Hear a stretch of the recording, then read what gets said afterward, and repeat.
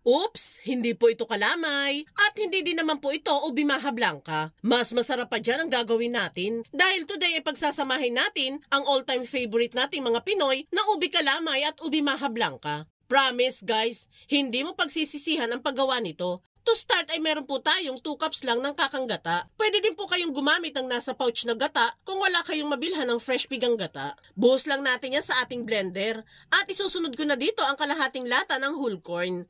Mas mainam guys kung whole corn na lang ang bibili ninyo instead of cream corn. Mapangahalo pa kasi natin yung kalahating tong whole corn mamaya kapag nagluluto na tayo. Pwede din po kayong gumamit ng fresh na mais guys. Kung walang mabibilhan ng dilata na mais, lagay lang din natin yan sa blender at start na natin yung i-blend. Ang aim lang naman natin sa pag-blend dito is madurog lang yung mais nang sa gayon ay mas lumasa pa ito sa gagawin nating kakanin. Kung wala naman pong blender, pwede naman pong durugin na lang ng mano-mano ang mais bago ilagay sa ating mixture. And kapag nadurog na ang mais, ay pwede na natin yung ilagay sa ating paglulutuan. Dito guys, hindi pa naman po nakasalang sa kalan itong kawali natin. Maglalagay pa po kasi tayo dyan ng isang latang condensed milk para mas maging milky at magbibigay tamis na din ito sa gagawin nating kakanin. Sairin lang muna natin yan.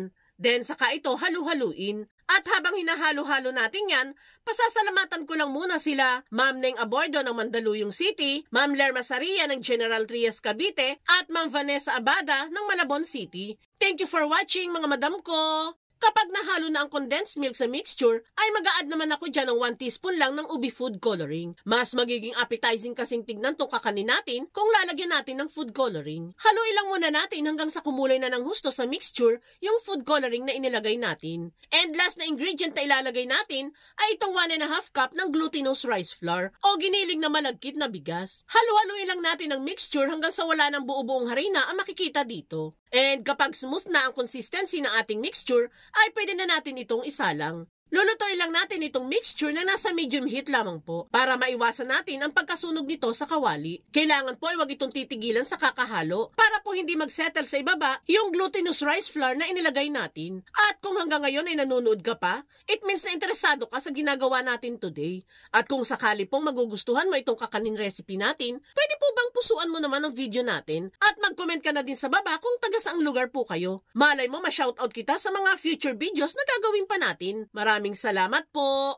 Makalipas ang 10 minutong paghahalo, ay namuo na ng tuluyan itong mixture natin. At this point ay pwede na nating ilagay yung kalahati ng isang lata ng mais natin kanina. Then saka natin ito halu-haluin hanggang sa ito ay maluto. Para malaman na luto na itong kakanin natin, kailangan po ay medyo nagmamantika na ito at medyo mahirap ng haluin. Kapag ganyan na nga ang nilulutong kakanin, ay maaari na natin yung hanguin at ilagay sa prepare nating bilao. I-flatten lang natin ng maayos ang kakanin sa ating bilao, then saka lagyan ng grated cheese sa ibabaw. Optional lang naman po ang paglalagay ng keso, guys. Pwede naman pong meron, pwede namang wala. Then saka ito hatiin into serving size and pwede nang pagsalusaluhan itong pinaghalong ubi kalamay at maha blanca recipe. Gusto ko lang palang i-share itong bagong kinalilibangan ko na 1xBet, ang pinaka-legit na online betting site ngayon, wherein pwede kayong mag-bet sa mga paborito mong team sa NBA, paborito mong laro sa casino, at kung ano-ano pang game na gusto ninyong laruin. Super dali lang ang pag-register nito. I-click lang ang registration